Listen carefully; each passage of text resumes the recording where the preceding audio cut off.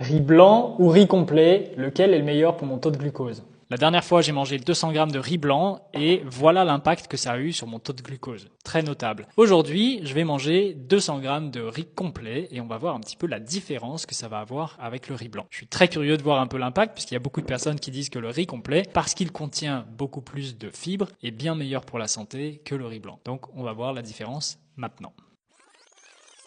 Ça fait maintenant 2 heures que j'ai mangé mon riz complet et on va maintenant regarder sur mon glucomètre, voir un petit peu l'impact que ça a eu sur mon taux de glucose. Et si vous voulez vous débarrasser de vos problèmes de diabète, souvenez-vous que je fais souvent des présentations gratuites qui expliquent exactement comment vous pouvez faire pour vous débarrasser de vos problèmes de diabète, vos problèmes métaboliques, vos migraines, etc. Donc, dans le cas du riz blanc, on voit qu'il y avait un sacré pic de glucose quand même, vraiment très évident. Et le riz complet, lui, il a un gros pic de glucose mais qui est moindre. Donc là, on a un pic de glucose d'à peu près 70, c'est pas rien, mais j'ai mangé que du riz complet, j'ai rien mangé avec. Donc on voit quand même que globalement, le riz complet, avec les fibres qu'il y a dans le riz complet, ça permet d'écraser un peu le pic de glucose. Donc, si vous avez des problèmes de diabète, de prédiabète, des problèmes métaboliques, des problèmes de résistance à l'insuline, c'est bien de privilégier du riz complet par rapport au riz blanc autant que possible. Mais pas tout seul. Mélangez-le avec d'autres nourritures pour que justement ça fasse pas un pic même comme celui-là, c'est quand même un pic assez haut. Voilà, à bientôt!